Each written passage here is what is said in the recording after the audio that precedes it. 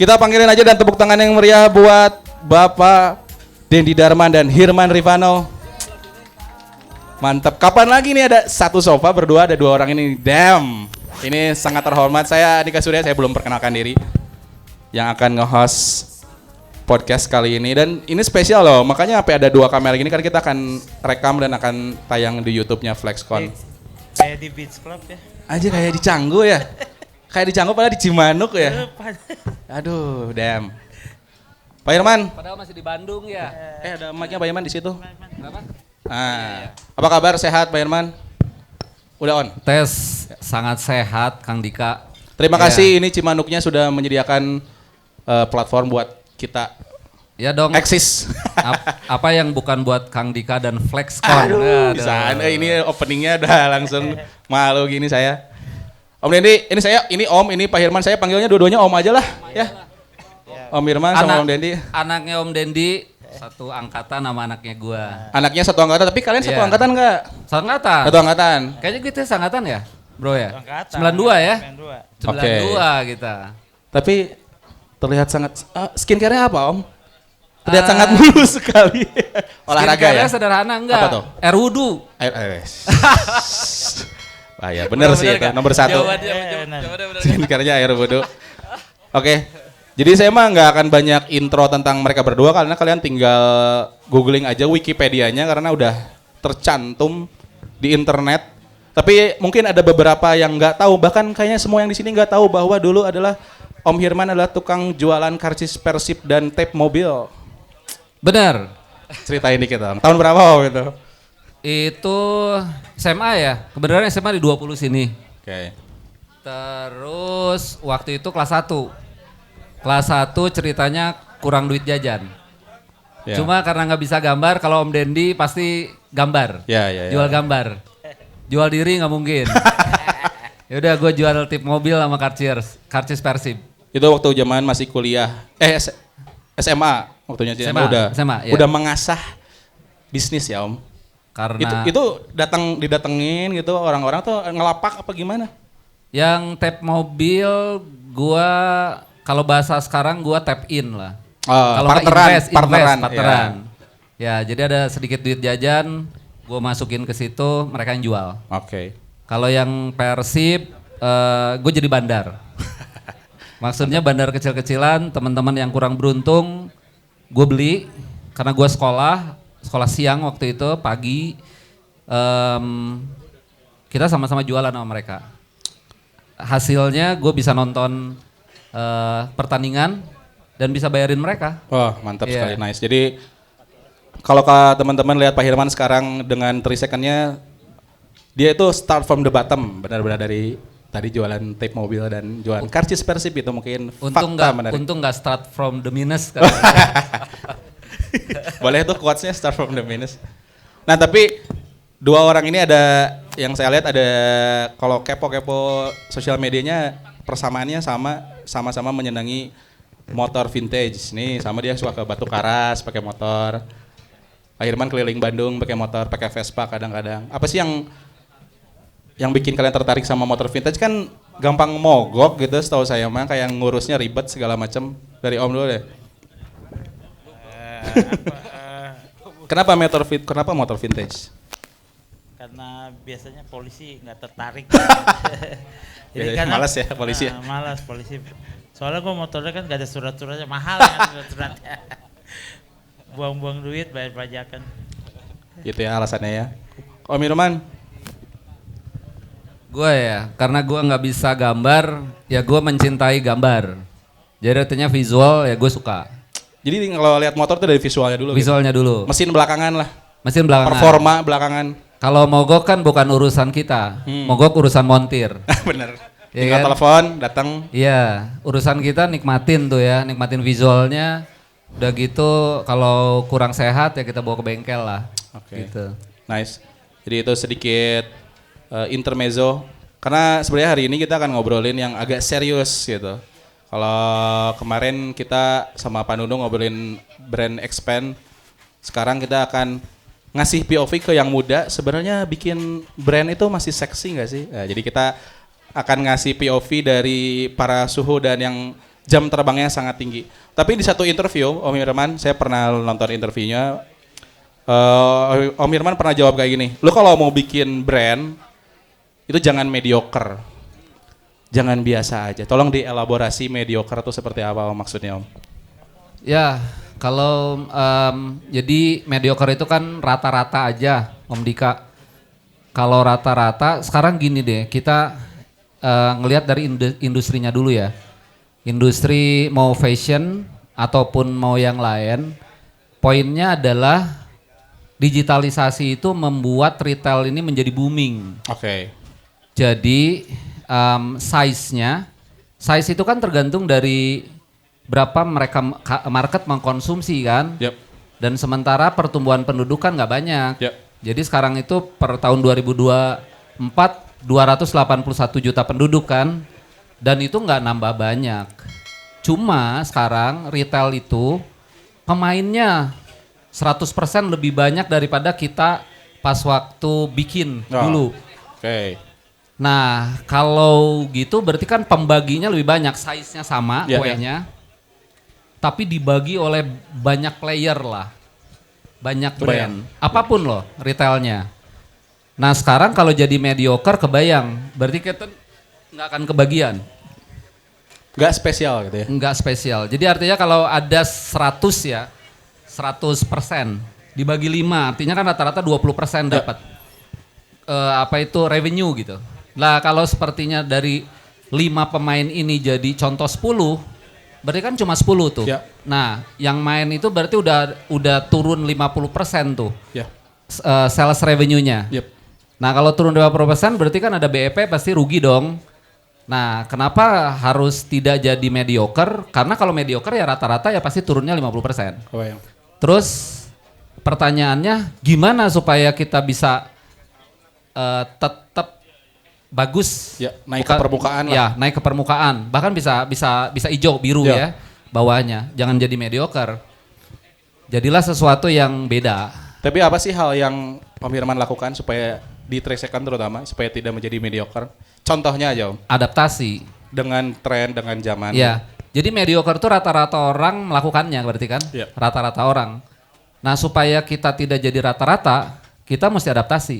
Yes. Cuma masalahnya biasanya kita ngomong adaptasinya itu ke produk doang. Padahal enggak juga. Okay. Semua dari mulai ujung sampai ke paling belakang kita mesti adapt. Yes. Teknologi, adaptasi. Yang bantu kita di organisasi, pegawai contohnya harus diadaptasi. Karena perilakunya udah beda, Gen Z udah beda sekarang. Distribusi, dulu cuma ada offline doang ya, yes. Bro ya. Titik consignment gitu online. Ya. Nah, ya kan, adaptasi. Terus dulu kita semua mesti bikin warehouse. Sekarang kan kita bisa pull ya, warehouse-nya bisa pakai hub kan. Okay. Adaptasi lagi. Promo, adaptasi lagi. IG, Facebook, dari Facebook ya. TikTok, terus adaptasi gitu. Jadi adaptasi itu bukan hanya cuma satu bagian, tapi semua bagian mesti diadaptasi. Okay. Dan nggak boleh jadi mediocre. Yes. Harus yang paling depan kita. Ini kita nggak ngomongin brand aja ya Om ya. Jadi jangan jadi mediocre, semua bidang sebenarnya. Semua bidang betul, Om Dika. Om Denny gimana responnya tuh? Jangan jadi mediocre kalau mau bikin brand. Ya sebenarnya sih kalau gua mah kan sebenarnya dari dulu kalau bikin brand itu sebenarnya kayak apa ya, kayak bagaimana caranya lu ini ya bergaul gitu kan. Kayak karena kan yang paling kuat itu sebenarnya adalah apa ya, teman-teman lu gitu. Jadi networking kayak networking, teman-teman lu. Jadi kayak gua dulu mungkin menghabiskan waktu untuk berkawan, memperbanyak teman. Jadi kalau waktu gua sih build 347 pertama kali gua bangun teman-teman gua gitu. Jadi kayak dari situ baru, karena semuanya itu pasti akan apa ya, kayak akan support lo gitu.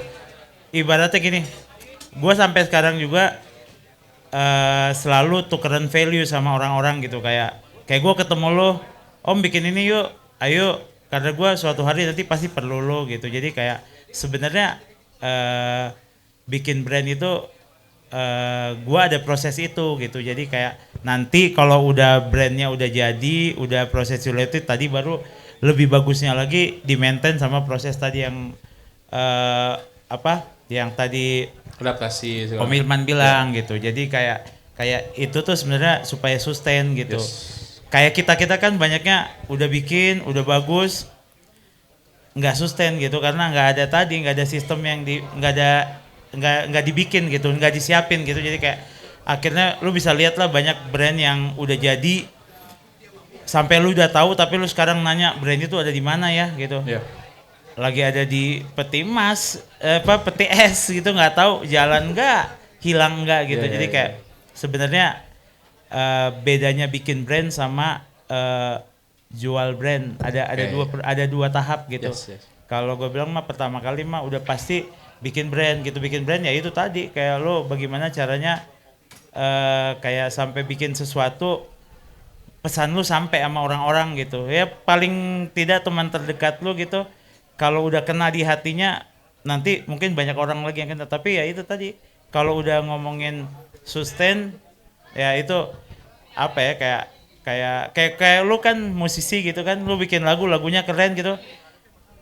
Gue bilang keren tapi bagaimana sih caranya sampai orang lain tuh bisa tahu lebih luas gitu yang nggak pernah ketemu lu gitu. Jadi kayak sebenarnya intinya gitu kan. Malah kan sekarang kan lebih gampang mungkin kan ada sosial media, dulu nggak ada gitu, kayak bener-bener hand to hand. Akhirnya orang datang ke rumah terus ya kayak gitu. Kalau sekarang kan sebenarnya ikatan emosionalnya sebenarnya lebih kecil. Jadi kayak lu bisa brand lu terkenal banget tapi lu nggak pernah nyentuh market lu kayak gimana gitu. Kalau dulu gua kan desainer gue itu sekarang sampai yang sekarang ada di Inggris kerja di Dover Street gitu, itu desainer pertamanya Uncle itu sekarang udah di Inggris semua. Dulu dia pelanggan gue, anak-anak Jakarta. Siapa yang datang. Kalau boleh tahu Om? Ada Ovel namanya, dia sekarang desainernya Dover Street dia sekarang.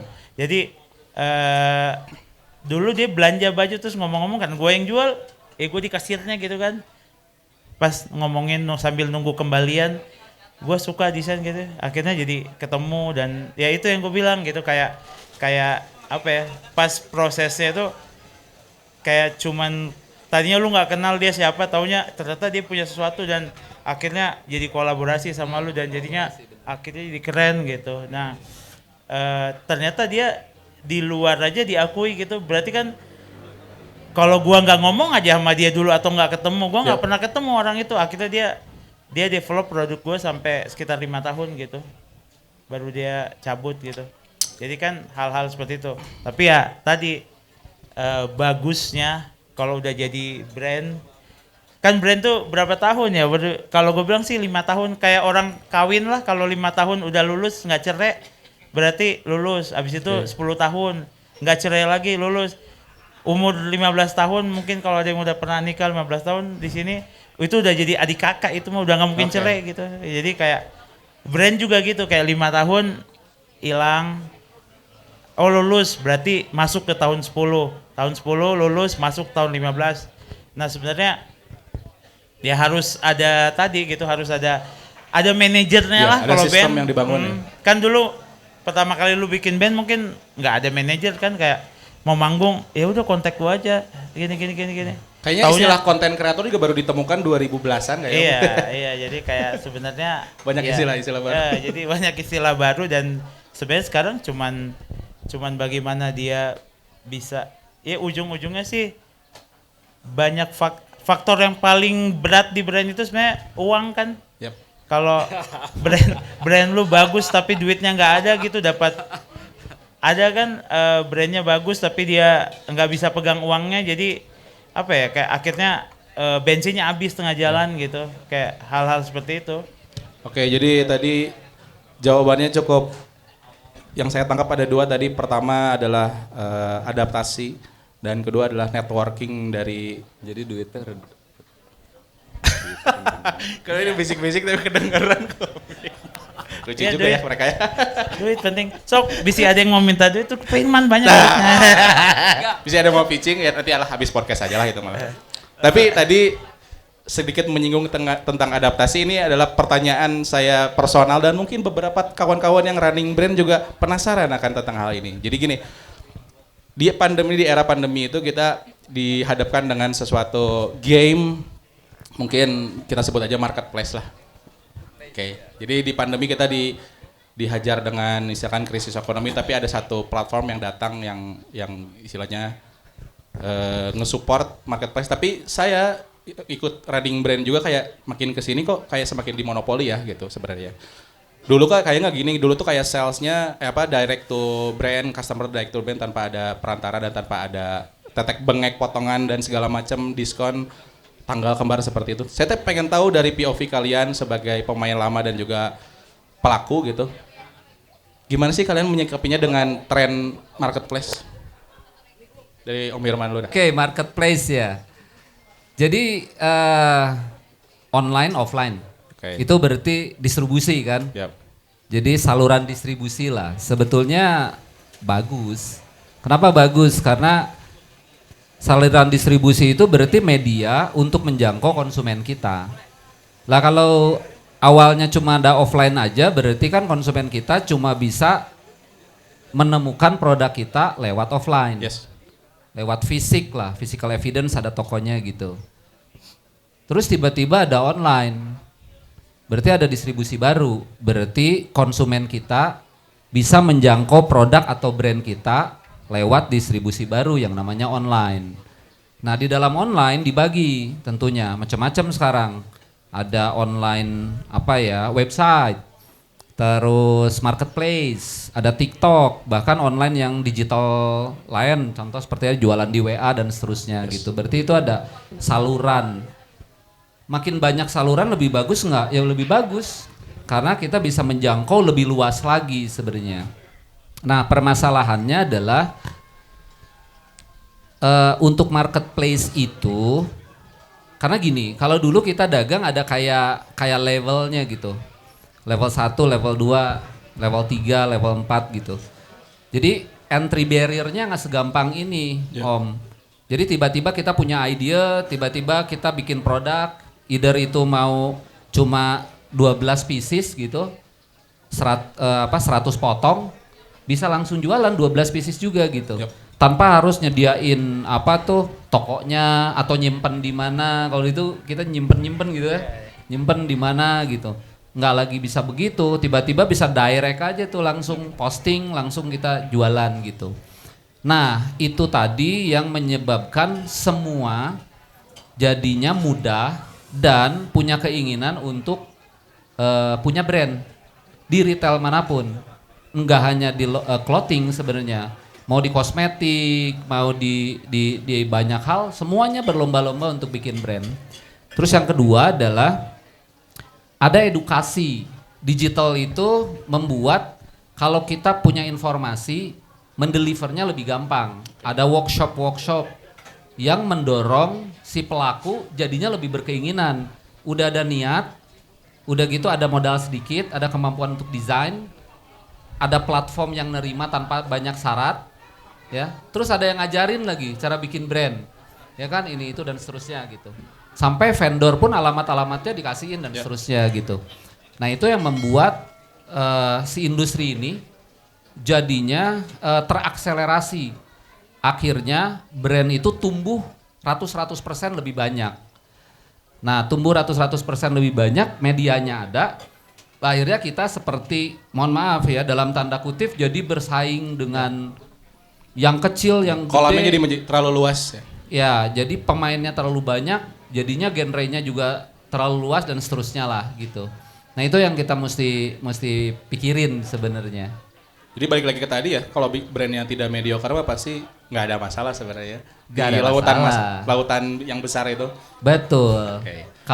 Kalaupun kompetitornya banyak, karena nggak mediocre, dia bisa stand alone juga, bisa stand out juga gitu. Berarti kalau saya tangkap Om Irman mah tetap adaptif apapun itu platformnya, tapi menggunakan tools itu sebaik mungkin lah untuk media yang tadi disebut. Benar, menggunakan sebaik mungkin, dan kita memang mesti beda dan bisa narik konsumen akhirnya. Om Dini gimana ngeliat tren marketplace hari ini? Saya paling gak suka marketplace. Ini pasti beda ya, gimana Om? Saya mah suka yang kayak gini. Oh beda ya. Orang datang ketemu, pilih-pilih baju, jabat tangan, skin to skin. Itu gua pencinta itu soalnya. Jadi marketplace cuman kayak waktu ternyata akhirnya kita ditakdirkan ikutan marketplace. Gue sebenarnya tidak terlalu mengikuti, jadi kayak apa ya? Tidak ada minat lah di situ. Jadi kayak sampai sekarang gue masih sering di kepala gue cuman bagaimana sih bikin produk jualannya konvensional gitu, karena pada prinsipnya ya kan makanya gue punya manajemen. Makanya itu yang dilakukan manajemen gue nggak pernah tahu manajemen gue jualannya kayak gimana, berapa banyak dia jual, gue nggak pernah mau tahu. Yang gue tahu cuman kalau gue datang ke toko interiornya seperti ini, lagunya seperti ini gitu. Jadi kayak ya mungkin gue contoh punya brand tapi nggak mau tahu tentang itu gitu. Jadi kayak iya bener, jadi gue tuh kayak makanya gue kerja sama satu manajemen yang ngurus marketplace-nya, karena ya itu tadi kayak enggak balik lagi kan 347 tuh waktu dibuat tuh niatnya bukan bisnis gitu. Jadi kayak gue cuman mau berkarya, terus ternyata orang suka dan akhirnya orang bisa pakai produk-produk gue gitu. Jadi kayak sampai sekarang apa ya, kayak masih kayak ini apa, prinsip itu tuh kayak masih melekat relevan gitu ya. Jadi masih melekat. Guanya apa ya, merkedawang gitu kayak dibilang merkedawang tapi nggak apa-apa kok, gua lagi mau membuktikan bahwa merkedawang gua masih bisa masih bisa hidup kok sampai sekarang, tapi skalanya kecil karena asal tahu diri aja. Makanya kan ya karena beda gua sama Om Irman, kalau gua kan memang kan ya tadi jualan gambar kan, jadi kayak apapun itu, kadang-kadang medianya baju, kadang-kadang medianya bikin rumah, kadang-kadang bikin ini interior. Jadi kayak studio, saya tuh concernnya di studio, bukan di jadi bagaimana brand itu bisa laku selaku-lakunya. Makanya tadi bagus kan, jadi kayak gua dari sudut pandang yang itu, Om Irman dari sudut. Jadi kalau sebenarnya kalau gua digabung sama Om Irman laku itu. Wah. OTW sih kalau ini mah. Nanti lah kita ngobrol-ngobrol lebih podcast. Jadi sebenarnya itu ya makanya ya itu deh, kayak kalau gue bilang sih ya mudah-mudahan balik lagi ya, kayak offline itu adalah hal yang tidak boleh kita tinggalin. Keniscayaan gitu. Iya. Harus tetap ada gitu. Enak gitu kan ya, enak lah lihat orang, lihat ada nafasnya gitu, terus ada kita bisa ketemu orang lain lagi gitu. Jadi kayak buat gua gitu, dulu gua mau jual baju, taunya orang ini nggak jadi jual baju, tapi gua dapat ngobrol sama dia setengah jam dan dia ternyata punya insight yang bagus banget. Menurut gua lebih dari gua jual baju untungnya gitu. Paham. Jadi kayak ya itulah offline gitu. Ya. Tapi ini dua POV yang sangat beda, tapi setuju kalau disatuin ini bukan jadi sesuatu yang aduh nggak tahu ya, saya nggak bisa kabarin. Oke, sebelum ke pertanyaan berikutnya, nanti saya bakal ngasih kesempatan buat teman-teman yang mau bertanya. Ada mungkin 2 atau 3. Ada hadiahnya nggak yang mau bertanya? Best Club terus aja, Best Club dari Motley aja ya, Motley ya. Jadi nanti ada ya ditodong. Jadi nanti ada kalau ada yang nanya ya Caps Lock dapat free stuff dari Caps Lock dan Motley, oke? Tapi nanti saya lanjut ke pertanyaan berikut yang agak sedikit serius. Saya mau ngasih sedikit gambaran dan analogi dulu sama Om Hirman dan Om Dendi. Jadi kalau dari POV seorang produser musik nih Om, kalau kita memixing lagu gitu, kan ada mesin ya tuh. Si mesin itu ngasih parameter atau indikator kalau lagunya itu udah kekencengan. Biasanya merah kan, indikatornya merah. Tapi menurut si produser, di kuping gua masih enak gitu. Gue harus percaya yang mana, kuping atau mesin yang udah ngasih tahu itu merah. Nah, gue mau ngasih POV kalau di dunia brand, kalian lebih percaya ke textbook yang ada aturannya kayak, oh ini nggak bisa, ini karena harus stop di sini. Atau kalian percaya dengan insting atau guts kalian yang kayak, gue udah jalanin ini bertahun-tahun, gue tahu prosesnya, gue akan ikutin insting gue. Om Hirman ya, gimana? Ya, menarik ya. Jadi lagi-lagi point of view-nya bisa beda. Yap. Tapi semuanya bisa berujung bagus kalau menurut gua sih ya. bisnis ini sebenarnya menurut gua ya bisa jadi juga berbeda. Bisnis itu exact sebenarnya. Pasti gitu. Agak lah, hampir bisa disebut exact. Jadi bisa dijelaskan sebenarnya apa yang tadi brother gua sebutin bisa dijelasin gitu. Perkawanan dan seterusnya juga memang bisa dijelasin. Semua bisa dijelasin. Kalau gua karena memang gini, di BNC ini kan yang bantunya banyak kan, kebenaran banyak kan. Ada lebih dari 1.000 lebih lah. Damn. Banyak kan. Berarti kan kalau banyak gitu, kalau gue pakai insting, kayaknya kalau ada sesuatu gimana dengan yang 1.000 plus dengan keluarganya gitu. Berarti gue mesti cari cara yang bisa memang membuat si kapal ini nggak karam gitu. Jadi kalau kita punya mobil, gue harus taruh sebuah dashboard supaya kalau ada apa-apa, kalau nggak pilot gitu, kalau ada nukik dikit aja gue mesti tahu gitu loh. Okay. Berarti data dong. Nah, memang semuanya harus by data supaya dashboardnya muncul. Nah, kalau yang nggak by data tuh biasanya forecast. Ramalan. Nah, ramalan itu gue cuma ada by feeling itu. Tapi kalau sepertinya repeat ataupun sesuatu yang memang udah ini, kita udah bisa bikin formulanya sendiri supaya kalau kita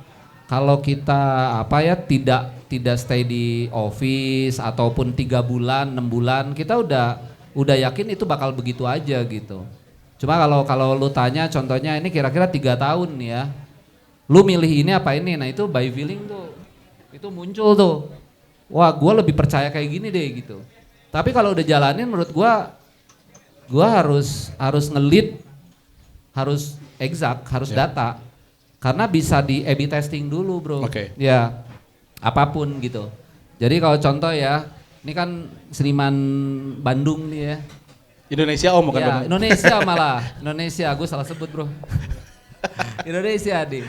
Jadi kalau ini ada di sisi komersial, kita bisa A/B testing dulu. Jadi karya-karyanya mana gitu, terus kita bisa water test lah gitu.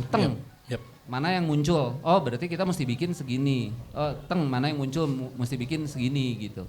Jadi produksinya juga bisa diukur semuanya gitu. Marketnya di mana, cara nyampeinnya gimana, itu yang harusnya kita kerjain dulu sebelum kita berbisnis sebenarnya. Nice. Gitu. Jadi tetap sistematis terukur ya.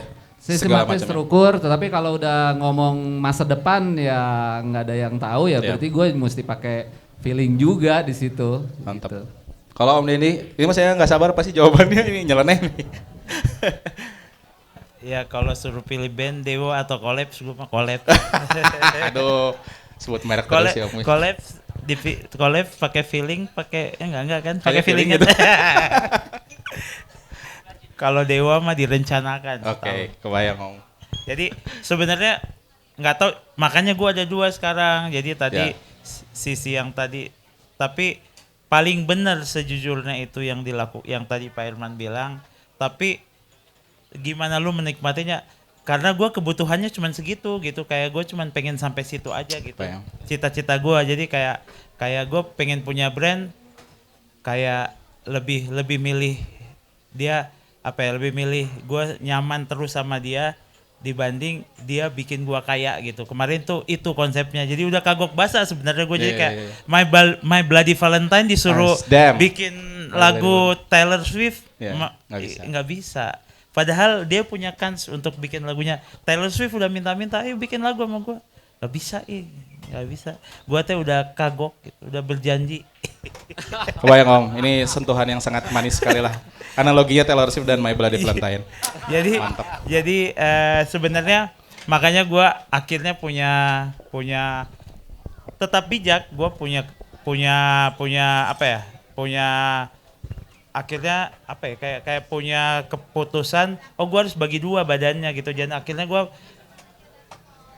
3 tahun yang lalu Uncle tuh dibagi 2 sama di Solo gitu. Jadi manajemennya di Solo ya tadi manajemen yang penuh perhitungan, harga baju harus presisi gitu. Kan gua nggak bisa ya disuruh produksi baju, desain baju, harus bikin baju HPP-nya 100.000. Anjing males banget ya. Nggak bisa karena bisa besok gue pengen pakai ini, taunya HPP-nya 300.000. Terus gimana? Ya udah gue tambahin aja 200-nya, suruh manajemen yang bayar 100. Akhirnya begitu gitu. Jadi kayak tetap jalan gitu. Jadi kayak karena memang manajemen itu harus ya itu tadi harus prioritasnya orang banyak gitu yang kerja yang apa nggak bisa kayak kita sih sebenarnya. Jadi kayak yang gue lakukan, tapi gue juga nggak mau kehilangan apa yang gue lakukan gitu. Jadi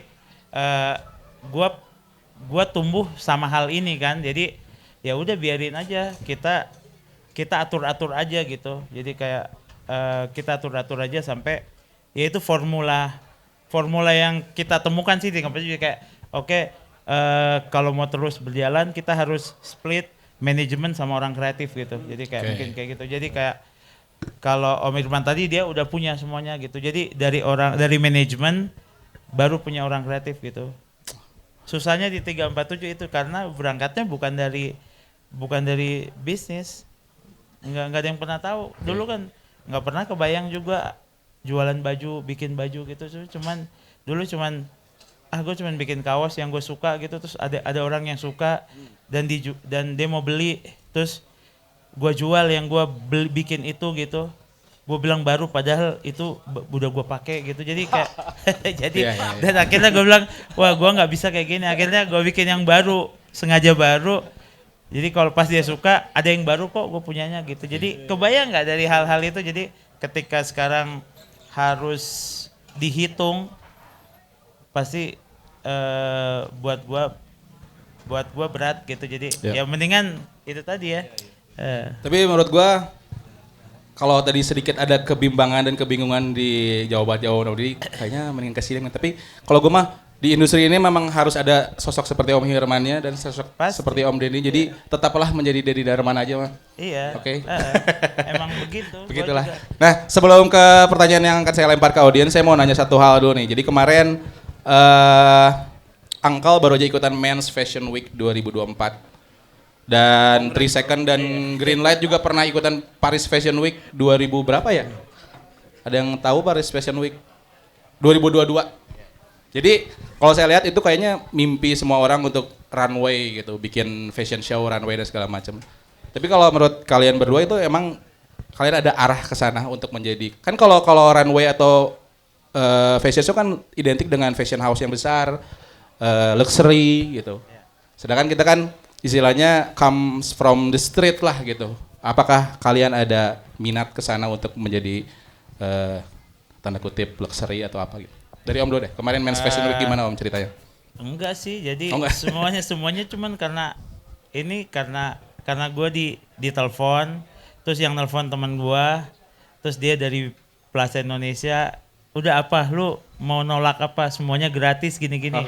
Enggak ada kan nolak. Jadi menurut gue juga ya udah dia permudah kok. Jadi kayak itu tuh organik gitu. Jadi gue nggak pernah rencana untuk ikutan gitu, tapi karena ada jalannya terus saling menyenangkan juga, terus dia juga dia juga ngundang gitu dengan udah gue aturin semuanya gitu. Jadi kan nggak ada salahnya sih menurut gue gitu, dan nggak apa-apa juga kalau gue bilang kayak kita harus ikut ke acara gitu kan experience kan. Kayak gue juga nggak pernah tahu gitu kan, akhirnya gue lihat lah sekarang jadi pernah lihat model-model telanjang ganti baju depan gue gitu. Jadi kan nggak pernah tahu kalau lu nggak ini. Iya benar sih. Ya kan, gue di backstage ganti baju anjing telanjang depan gue. Cuman padahal hal-hal kecil kayak gitu, cuman menurut gue ya ada cerita lah buat kita, terus kayak dan ternyata pas koleksi kita ibaratnya sama mereka ada di panggung mereka dengan lighting mereka, dengan sound system mereka, gue juga kayak lihat sesuatu yang baru gitu. Kayak waktu kemarin sih kalau gue lebih kayak bagaimana caranya kayak gue ketemu orang-orang gitu, ketemu orang-orang baru, ketemu orang-orang dan ternyata pada prinsipnya sama sih. Kita sama aja gitu ya. Sama aja, cuman ya beda aja. Tapi sama aja mereka orang kreatif. Ya. Jadi bahasanya sama gitu, komposisi segala macam gitu. Kalau Om Irman gimana? Fashion Week? Ya, waktu itu sebenarnya kita juga nggak ada niat nih, sama. Jadi tiba-tiba ada yang menghubungi dari kementerian, ya kan? Kementerian apa gitu. Udah gitu, ke office. Terus tiba-tiba, lu harus, kenapa? Nggak ada yang brand prianya. Jadi semuanya brand wanita tuh. Kan 10 tuh ya. Semuanya brand wanita, brand prianya nggak ada. Lu kan brand pria. Terus kita kan bukan high end gitu. Bukan untuk fashion yang high class lah gitu. Kalian mesti kolaborasi sama desainer Indonesia yang mereka udah tentukan ini gitu loh bro, senimannya, ya kan kita dari industri kreatifnya kan. Nah akhirnya kita memilih kebetulan asik banget namanya Danjo Hyoji Mas Dana.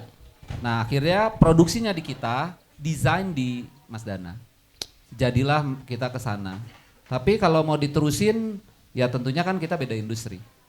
Jadi itu lebih ke misalnya ada hal baru lah seperti Om Dendi bilang, oh ternyata ada nuansa yang baru yang kita belum pernah rasakan gitu, atmosfer baru yang belum pernah kita rasakan. Nah, yang kita sekarang jalankan bukan itunya, tapi yang kita jalankan adalah kolaborasinya. Karena kita jadinya lah itu beda, kalau yang tadi kan high fashion, kalau kolaborasi kan kita dengan seniman, dengan IP. Nah, itu hal yang berbeda. Kalau kolaborasi kita lebih ke tujuannya bisa kenaikin image dan memperluas pasar. Pasar kita kan harus luas nih. Jadi dengan kolaborasi ya tentunya pasarnya jadi meluas, lebih dikenal lah. Jadi brand gua dikenal di kalangan kolaboratornya, yang brand kolaborator dikenal di marketnya gua gitu. Crossing market. Iya, cross market itu kan penting banget gitu. Selain naikin image-nya masing-masing juga tentunya. Mantap banget. Jadi yang penting experience-nya dapat lah ya. Kemarin bikin ambience segala macam. Katanya dengar agak mendadak tuh bikin. Iya, cuman 2 minggu terus 2 minggu terus yang kerjain cuman 5 orang gitu. Cuman pihak Plaza Indonesia dan mereka juga yang bikin acaranya, mereka sangat membantu kita sih. Jadi kayak lu perlu apa jadi kayak sampai gua pun pas acaranya ya ekspektasi gua nggak segitu, karena ternyata ya mereka jauh lebih proper gitu, karena memang kan tahunan setiap tahun kan. Jadi kayak terus mereka juga katanya baru ada streetwear show di Men's Fashion Week-nya mereka. Biasanya kan benar-benar desainer kan, benar-benar desainer yang show koleksinya gitu. Tapi kayak mungkin jadi kayak kayak jadi banyak warna aja. Biasanya kan kalau desainer tuh warnanya monokrom gitu kan. Nah pas kita tuh ya kita experience, mereka experience gitu. Jadi kayak sebenarnya ya, tapi balik lagi ya, kenapa gua bilang itu bagus karena balik lagi pada prinsipnya itu kayak silaturahmi kan. Jadi kayak gue ternyata ketemu orang-orang yang ternyata sudut pandangnya kayak gini ya, bikin ini sampai mereka seserius ini bikin ini gitu. Kayak bikin tempatnya itu kayak mereka tuh pakai desainer, bikin venue-nya pakai desainer, pakai arsitek. Terus terus pakai lampunya semua, terus yang kerja di akhirnya kan gue masuk ke ruangan lampunya apa semua kan, karena mereka present ke udah cocok belum ini. Ternyata seserius itu gitu. Jadi kayak gua sih kayak ya salut aja gitu, kayak ternyata nggak main-main ya mereka gitu. Tapi di belakang panggung kita sama aja sebenarnya gitu ya. Iya. Jadi kayak ya gitu, kayak sebenarnya buat gua sih kayak menyenangkan aja gitu, kayak gua nggak pernah ikutan gitu terus disuruh ikut yang tadinya aduh bisa nggak ya, tapi ternyata ya oke aja gitu. Jadi mungkin kalau tadi bingung 2 orang ini digabungkan menjadi apa, kayaknya kita harus bikin Bandung Fashion Week gitu kayaknya. Oke, Sebelum ke frame selanjutnya, saya akan lempar sesi pertanyaan ke teman-teman yang nonton. Monggo, tinggal acungkan tangan saja. Mas Rembo, silakan. Oke lah, mic-nya. Jakarta Men Fashion Week. Om boleh pinjam dulu bentar, Om. Silakan. Oh ya. Men Fashion Week yang di kelas ini. Halo Om Hirman dan Om Dendi. Saya Rembo, saya mau nanya. Jadi Om Dendi dan Om Hirman udah membangun brand dan usahanya selama lebih dari 20 tahun.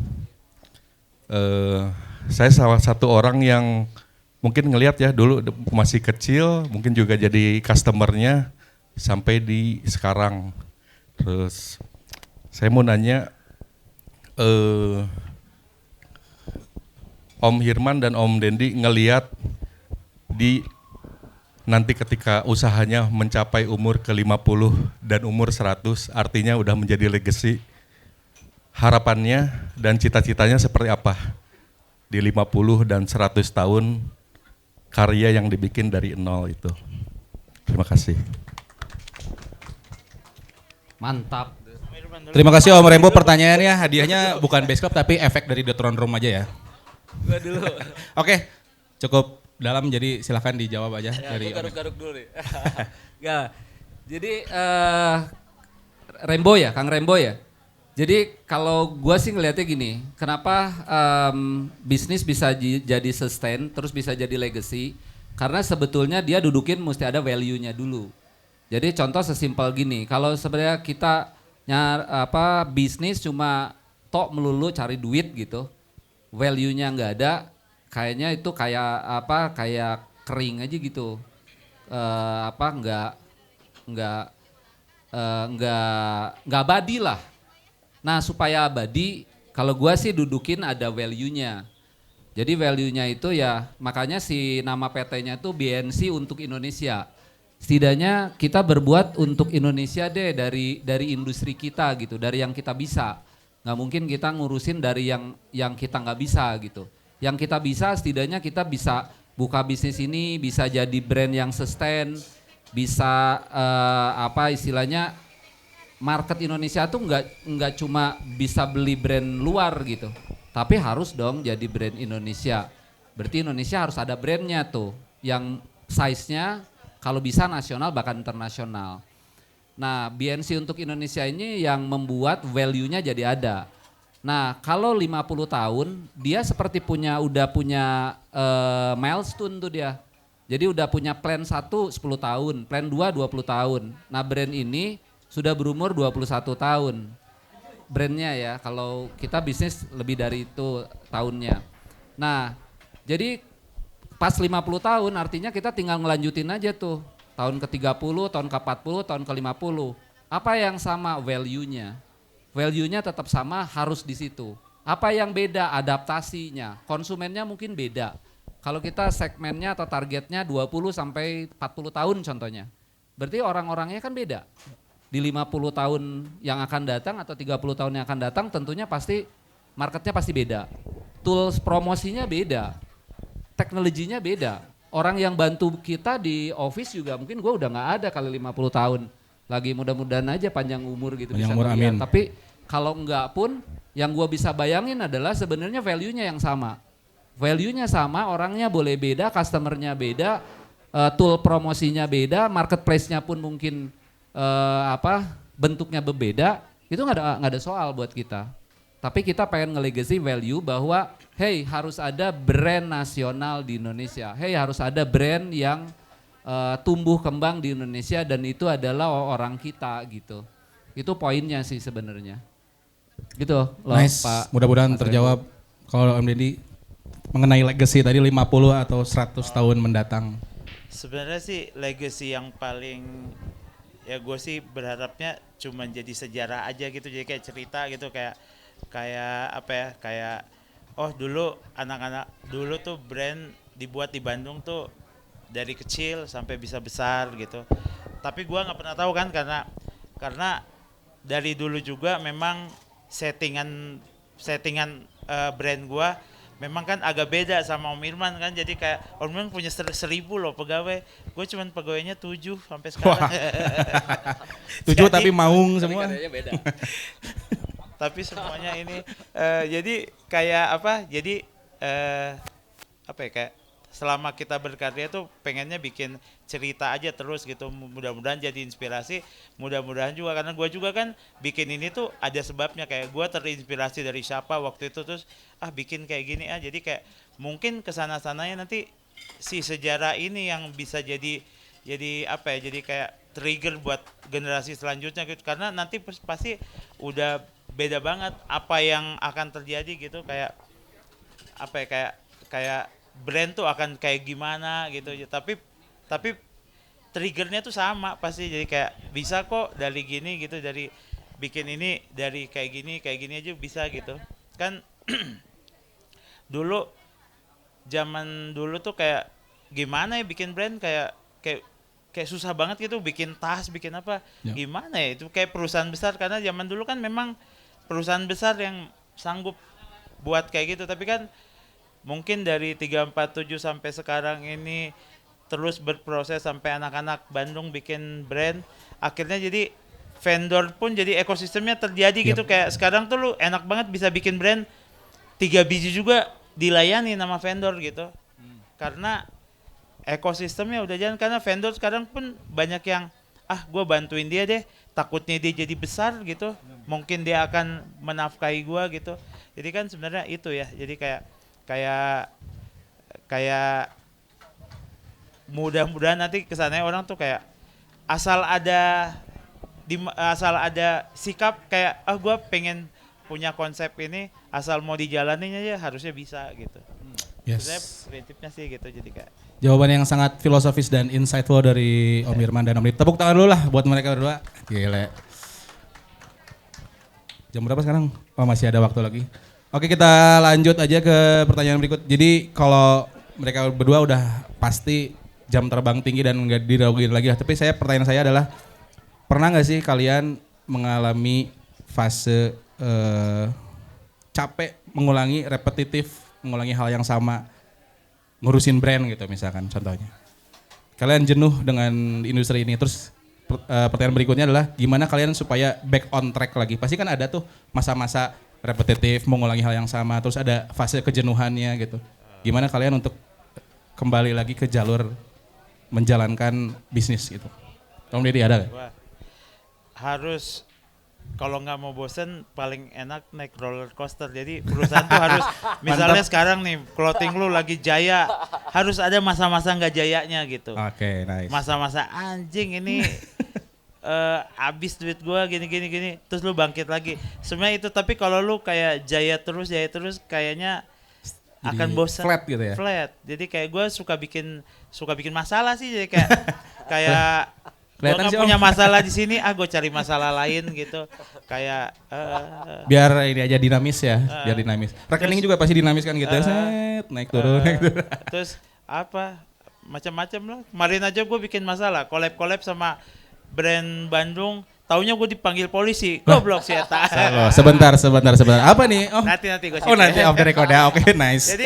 Jadi sebenarnya banyak ya, kalau nggak mau bosan banyak bikin masalah, karena masalah itu menurut gua hal yang bikin lu nggak bosan. Kayak, ada hikmahnya juga. Iya, kayak udah terlalu terkenal nih brand gua, udah terlalu jualan, bikin lagi masalah baru gitu, atau brandnya dibikin ulas supaya brandnya agak rugi sedikit gitu. Nah. Gitu. Jadi kalau teman-teman lewat Trunojoyo terus lihat fasadnya Uncle beda lagi, itu berarti Om Didi lagi bosen.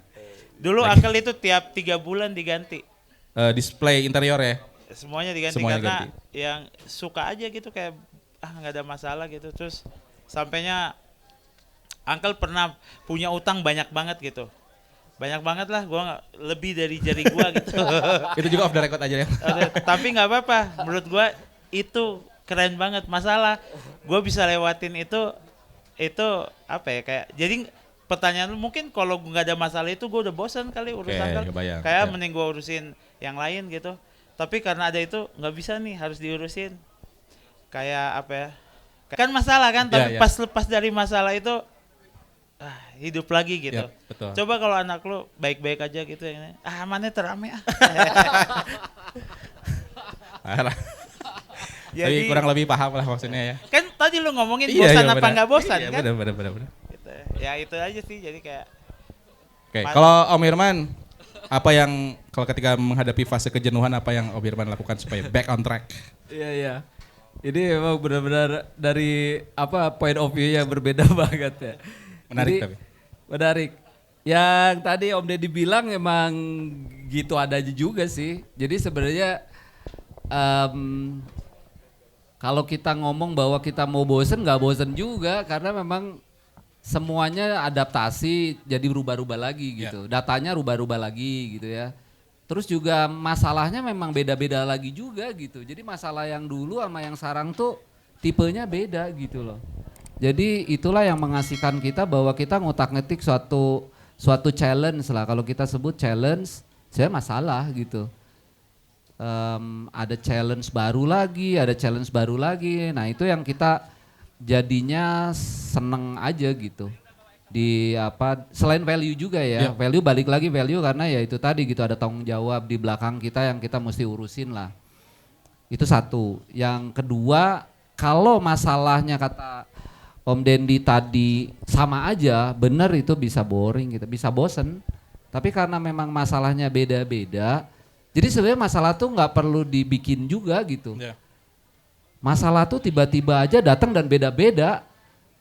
Nah itu tadi, jadi kita emang mesti siap untuk bisa ngadepin challenge baru lah. Dan dari challenge itu jadinya kita nggak ngantuk, nggak bosen gitu. Untuk bisa solve nyari solusi lah dari permasalahan yang ada gitu. Oke, nice. Gua tambahin itu. Kenapa? Om Irman mah nggak mungkin bosen. Pegawainya 1.000. Kalau kita kan pegawainya sedikit, bosan kan anjing mana-mana. Eta kan mana deh gitu. Kalau dia 1.000 gimana coba bosannya? Ya, kebayang. Liatin pegawai aja ini. Mungkin dia nggak hafal pegawainya, jadi nggak akan bosan. Pantesan lu nggak bosan itu ternyata. Ada 1.000 gua liatin satu-satu ya. 1.000 pegawainya gila. Oke, tapi tadi ngomong-ngomong masalah nih, saya pengen tahu POV dari kalian. Terutama kita kan ngomongin kota Bandung gitu. Sebenarnya apa sih masalah yang menurut kalian harus di solve gitu di kota Bandung dan impactnya kalau itu dibenerin akan berpengaruh sama industri kreatif di kota Bandung. Pasti dong gemes akan suatu hal di kota Bandung gitu kayak harusnya itu nggak seperti ini gitu. Ada nggak Om Firman? Oke, jadi kalau kita ngelihat dari satu kota gitu. Tentunya kota itu punya apa gitu. Kota itu punya sumber daya apa gitu. Jadi contoh seperti Bandung, kan ini kan kota madya gitu. Tentunya kan kita nggak mungkin gali gitu, coal gitu, batu bara gitu. Nggak ada kan, paling juga ada kerikil-kerikil gitu kan. Nggak mungkin lah, terus ada kelapa sawit juga nggak punya kita. Ya nggak mungkin kota madya Bandung punya perkebunan gitu, nggak ada kan, paling juga jauh-jauh di sana. Nah otomatis kalau sebagai sebuah kota tentunya unsur kreatif ini yang teknologi satu ya, terus kreatif dua. Jadi kota tuh bisa jual apa sih untuk bisa mendatangkan banyak orang dan itu menjadi industri gitu. Jadi tentunya pasti industri kreatif. Kayak contoh ada kota-kota atau negara-negara yang nggak punya sumber daya, pasti yang dijual apa? Idea lah. Yang dijual ide. Ide dari mana? Ya pasti orang-orang kreatif. Kreatif itu bisa bukan hanya dari seniman aja, tapi dari teknologi bisa kreatifnya. Seniman jelas kayak Om Dendi dan teman-teman gitu. Nah yang kita mesti jual adalah kreativitas kita untuk ngisi Bandung ini supaya jauh lebih banyak mendatangkan orang lagi dan mencintai Bandung kalau menurut saya gitu. Dan kalau pendapat saya pribadi ya tentunya masih harus digalakan. Masih kurang gitu. Setiap sudut dan kalau bisa sih ya ada grouping, ada hub gitu ya. Ada hub gitu. Sekarang itu kayaknya tersebar banget gitu. Dan kalau itu ada grupnya, jadi kan gampang banget bagi wisatawan untuk ini grupnya belah sini untuk ini, grupnya belah sini untuk ini gitu. Kita sepertinya masih ini kecil di sini, kecil di sini, kecil di sini. jadinya agak kurang nendang aja. Agak bercecer gitu ya. Iya. Orang-orangnya banyak, pelakunya banyak, cuman kita enggak dalam satu. Benar. Biasanya sih kan kalau kita ngelihat dari negara yang sudah settle gitu, tentunya dia sudah ada kelompok-kelompoknya gitu. Kalau pariwisata temanya ini di sini, tapi benar-benar jadi gede banget gitu. Established gitu ya. Established gitu. Jadi pas masuk orang tuh udah semua tema itu ada di sini gitu. Yang lain temanya lain lagi gitu. Jadi kalau para seniman-seniman tuh temanya ini, yang ini temanya ini temanya ini. Nah kalau mau dijual keluar pun jadinya kan jadi meter gitu, karena nggak kecil-kecil lagi gitu. Berkelompok gede gitu. Nah itu yang sepertinya sih menurut pendapat saya yang harus ada di Bandung. Ya, berarti jawabannya kita sebagai kepala pelaku kreatif harus guyub ya. Bener. Terutama dengan momen-momen kayak gini. Gitu. Jadi semoga momen di Cimanuk ini bisa kita pergunakan untuk sharing, ngasih insight, ngasih value. Saya ngelihat hari ini banyak banget para insan kreatif dan brand owner yang datang, Pak Mirman. Jadi terima kasih buat Cimanuk yang udah ngasih platform. Tepuk tangan lo buat Cimanuk 43. Nah kalau Om Dendi apa nih, mungkin dari wilayah desain atau tata kota nih Om kayaknya cocok nih ngomongin Bandung, kurangnya apa dan harus dibenahin apanya gitu? Enggak sih, sebenarnya Bandung tuh banyak orang, lebih banyak profesional dibanding pegawai negeri kan. Jadi harusnya tadi kayak yang sebenarnya kayak banyak ketemu aja sih, terus kayak usahakan sesama orang Bandung tuh harus pikirannya tuh value bukan bisnis gitu. Tuh dengerin. Jadi kayak misalnya kayak lu mau bekerja sama dengan ini, pertama kali itu harusnya tukeran value gitu. Value to value ya. Bukan kayak untung gua sama lu apa gitu. Jadi kayak karena sebenarnya kita itu sebenarnya kalau disatuin tuh kuat gitu, punya semuanya gitu. Dan ya itu lagi sih, jadi balik lagi kayak ya mudah-mudahan bisa tukar-tukaran aja sih, tukar-tukaran kayak ya tadi kayak Om Irwan punya tempat ini pakai aja gitu. Yep. Bisa ada yang butuh duit, kalau Om Irwan aja pakai aja duit. Kalau itu kayaknya semua orang butuh. jadi kayak gitu-gitulah, kayak sebenarnya cuman harus diobrolin aja, dan udah pasti kan orang datang ke Bandung dari dulu apa sih? Pengen makan, pengen belanja gitu, kayak udah ada dari dulu itu si ininya tuh udah ada gitu, si ekosistemnya udah ada tinggal diterusin aja sih. Jadi kayak jangan sampai hilang gitu. Terus ya balik lagi, hati-hati sama online, karena Bandung tuh nggak perlu online, Bandung tuh harus offline. Mantap. Jadi yang punya usaha ya itu udah fight, harus punya toko. Kalau enggak harus punya toko aja gitu, supaya orang tuh kayak Bandung zaman dulu gitu, kayak datang Bandung tuh ada tujuan gitu. Sayang banget kan kalau ke toko ini udah tutup, lu beli aja dia di online gitu. Ada kok di online. Duh, Bandung mah nggak bisa. Bandung mah offline banget, sayang. Udaranya apa sih yang kurang? Orang mau belanja sini bisa pakai jaket, jalan sambil ke toko-toko jalan kaki gitu. Udaranya juga pantas gitu. Terus sayang banget kan kalau sampai kita putus asa gitu. Gua mungkin ada di Trunojoyo itu udah rugi terus. Gua aja ajak lu kan, udah lu jualan Trunojoyo rugi pasti. Tapi tahan terus, harus hidup gitu. Jadi kayak Trunojoyo itu sok yang punya toko di Trunojoyo pasti udah merugi semua. Cuman ya udah harus dipaksain karena ya gua sih lagi pengen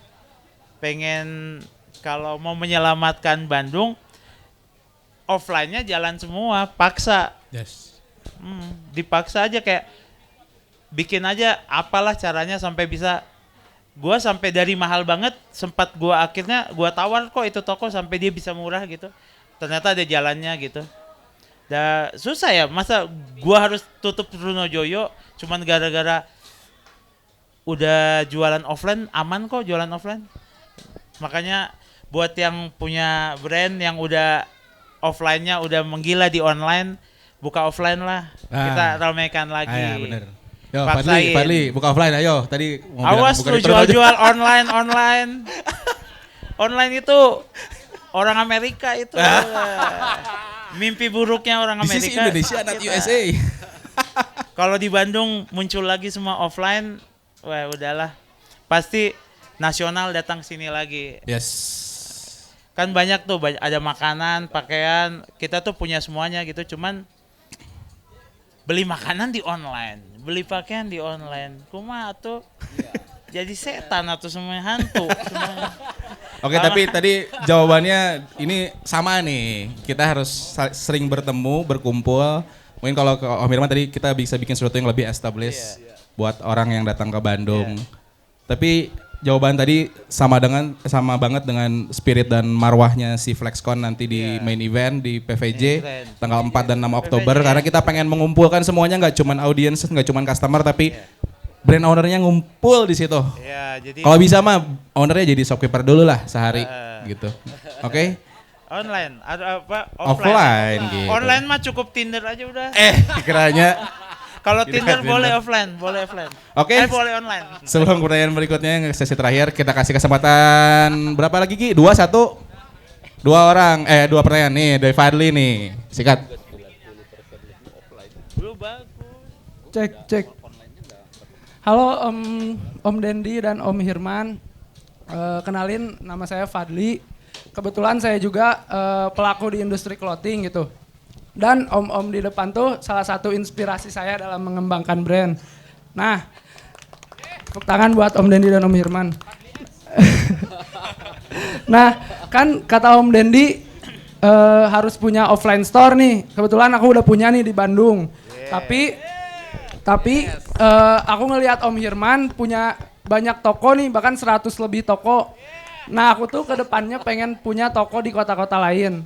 Tapi aku bingung dan gak ngerti gimana langkah awalnya atau caranya buat agar bisa buka toko di kota-kota lain gitu. Apa yang harus dilakuin, apa yang harus diperhatiin kayak gitu-gitu sih. Lebih ke bisnisnya kayak gitu. Makasih. Ya.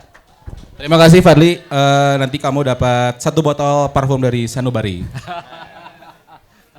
Teknis nih, cukup teknis ya. Gimana caranya menentukan parameternya kalau buka toko di kota lain? Jadi sampai sekarang kita 87% offline, 13% online kontribusinya. Jadi benar kata Om Dendi kalau sepertinya kita balik lagi ke offline, kayaknya gua yang paling pertama setuju. Ya. Nice. Nah, kalau kita ngomong offline, ini kan Miracle ya, Fadli ya. Wah, ini udah sering ketemu kita terkenal ya. Dia mah. Ya, Fadil. Fadli. Jadi yang gua titipin tuh ya, lu kan punya target market tuh. Target market itu sesimpel kayak contoh Om Dendi bilang bahwa gua masarin ke teman-teman gitu. Contohnya kan kayak gitu kan. Nah, itu tuh sebenarnya target market. Jadi ini market nih. Market tuh luas banget masyarakat kayak gitu. Lu mesti pilih targetnya yang mana? Nggak mungkin semua masyarakat tuh jadi konsumennya lu, nggak mungkin. Jadi tenaga lu juga nggak akan kuat untuk bisa ngelayanin semua itu gitu. Jadi istilahnya bener nggak? Nah jadi Betul. lu mesti pilih satu target. Target yang paling gampang sebenarnya yang paling lu suka. Lu sukanya ini komunitasnya teman-temannya yang sering kalian gabung pasti menyukai itu karena satu kelompok kan, satu tongkrongan. Biasanya bisnis itu dari satu tongkrongan dulu, itu yang paling gampangnya. Jadi satu tongkrongan kesamaannya sama, sebenarnya target market. Kesamaan sama, lu bikin yang kayak gitu. Nah sekarang Miracle udah bikin kan yang kayak gitu. Lu mau berkembang sebanyak mungkin bisa. Caranya lu pilih kota yang tongkrongannya mirip kayak lo gitu. Jadi tongkrongan cara berdandan. Cara berdandan, interest terhadap musiknya, ya, terus interest terhadap apa gitu. Lifestyle-nya pokoknya gaya lu aja. Contoh ada satu kota yang lu mau, ada nih tempat nih keren nih bagus, offline tentunya offline ya. Kita pendukung offline. Nah. Itu lu ke situ, kalau lokasinya bagus udah oke. Tapi permasalahannya nggak di situ. Lu harus lihat bahwa di kota itu ada nggak yang satu gaya hidupnya kayak lu, tongkrongannya kayak lu, ngedengerin musiknya kayak lu. gaya berpakaiannya kayak lu. Kalau ada berarti itu marketnya ada di situ. Kalau nggak ada jangan dipaksain, cari kota lain. Sesimpel itulah gitu ya. Bisa 30 toko ya. Mantap, amin. Amin. Itu sangat-sangat menjawab ya, cukup jelas. Tapi kalau pengen lebih jelas lagi silakan datang aja ke BNC lah ngobrol langsung. Om ada yang mau ditambahin nggak sama pertanyaan Fadli tadi? Udah aman. Udah terjawab ya. Sebenarnya jangan bikin di luar sih, udah Bandung aja dulu. Supaya orang ke Bandung Bandung. tapi 10 Tadi gitu. kan masalahnya di Bandung. Ya benar. Bandung Ya, bikin cabangnya nggak jangan satu, lu kan Iya. bukan satu. benar. Bandung bikin. 2 di atas lah, Blas. Satu lagi nih, sebelum ke pertanyaan terakhir. Satu lagi ada yang mau nanya. Kesempatan emas ini kapan lagi mereka duduk satu sofa bareng gini? Ayo. Gi. Tidak ada? Tidak ada. Kalau tidak ada, kita langsung ke pertanyaan terakhir aja. Karena semakin gelap. Tapi sebelum ke pertanyaan terakhir, saya mau ngingetin kawan-kawan di sini, kalau ada yang mau lewat, casual aja, silakan. Mau ngopi, mesen makanan dan lain-lain, silakan menikmati sajian di Cimanuk 43. Dan di dalam juga ada acara Corn Market, ada teman-teman dari Thrift, Hobbies, ada brand Sample Sale juga. Dan nanti abis ini kita akan ada alunan DJ dari Mango Mambo. Tapi pertanyaan terakhir, kita closing. Om Dendi dan Om Hirman. Buat Om Hirman dulu deh. Pertanyaan terakhir nih. Sosok Om Dendi di mata Om Hirman. Om Dendi, ini seniman Bandung Indonesia, itu satu. Dari gua sama-sama angkatan 92, gua mengenal sosoknya beliau konsisten. Satu itu ya, konsisten. Seniman kan juga ada yang nggak konsisten, tapi Om Dendi kan konsisten. Dari gayanya, terus itulah yang membuat seniman itu jadi legend kayak Om Dendi kalau menurut gua. Dan Bandung Indonesia perlu seniman yang konsisten. Kalau contoh fit to the market sebenarnya itu bisa ditwist. Malah karakternya Om Dendi itu mesti tetap melekat.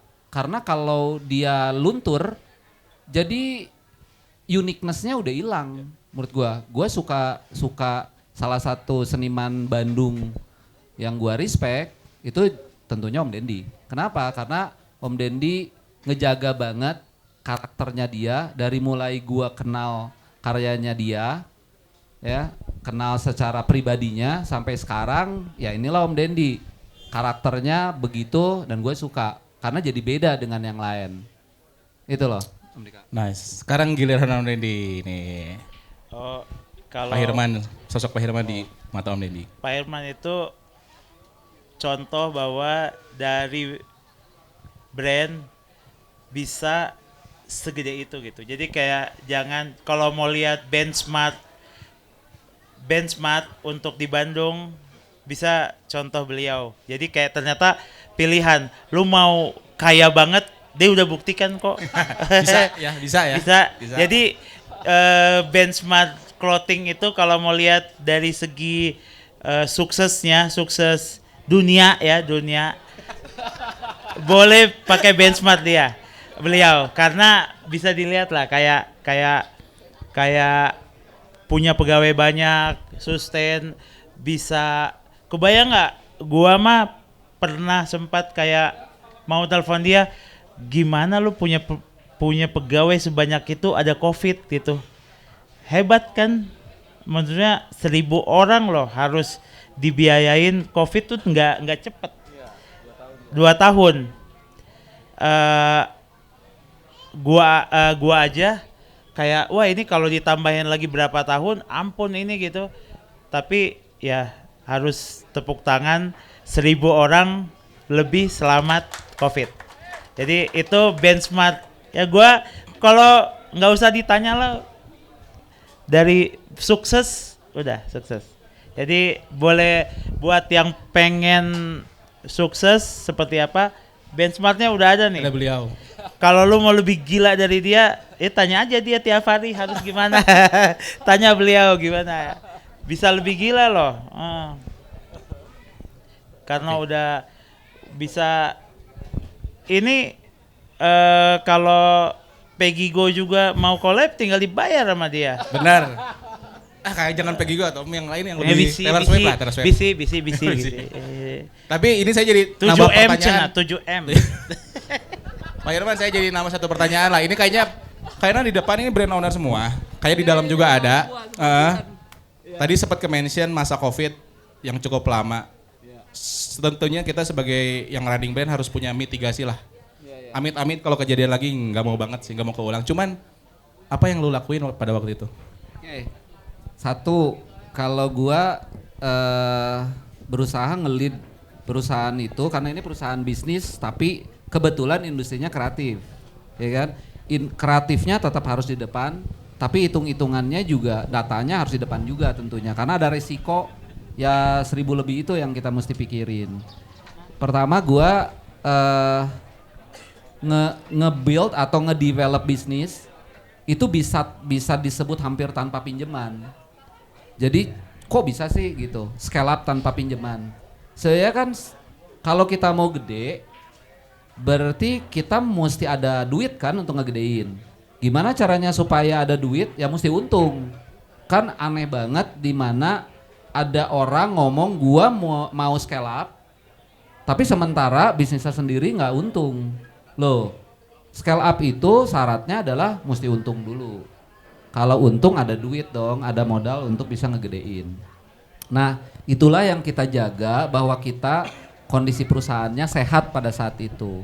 Jadi pas waktu COVID memang drop banget, biayanya turunnya nggak segede itu. Kita bisa sustain karena memang kita cash flow-nya sehat. Nah itu kunciannya sih sebenarnya. Jadi pas waktu recovery juga kita bisa langsung running aja gitu. Nice. Itu loh Kang. Yeah. Oke, tadi udah sampai ke sesi terakhir. Terima kasih buat teman-teman yang sudah standby di sini nonton. Yang nggak datang rugi banget karena hari ini meskipun direkam ya. Tapi nanti tadi agak ngebisik. Nanti ada edit dikit ya. Tapi hari ini sangat-sangat berharga buat saya karena di momen yang ini Bandung banget lah hari ini menurut saya. Jadi para punggawanya hadir di sini, teman-teman brand owner hadir juga. Di dalam lagi ada acara kita bisa ngopi, makan bareng. Habis ini kita ngobrol-ngobrol lagi, ada alunan musik. Jadi saya sangat-sangat beyond grateful buat hari ini. Terima kasih buat Om Dendy dan Om Hirman. Sehat selalu, tetap berkarya dan jangan lupa tadi kolaborasinya ya. Kita bikin sesuatu buat siap. Jangan lupa jangan ngeboti lagi kerja. Itu musuhnya brand itu. Benar. Please itu mah. Please itu, ya, Pak. saya juga anti Om kalau kayak gitu. Benar, setuju. Karena kita kalau bikin sesuatu harus harus ya benar sehat gitu kepalanya gitu. Oke, tadi closing yang sangat mantap sekali dari Om Dendy. Itu mau disensor juga enggak? Jangan ya. Itu harus disebarluaskan. Harus disebarluaskan. Jadi tadi terekam. Terima kasih. Sekali lagi tepuk tangan buat mereka berdua.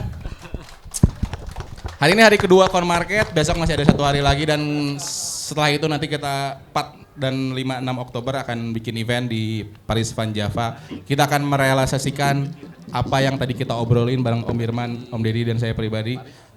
Terima kasih yang udah menyimak. Saya pamit, saya Andika Surya, sampai jumpa.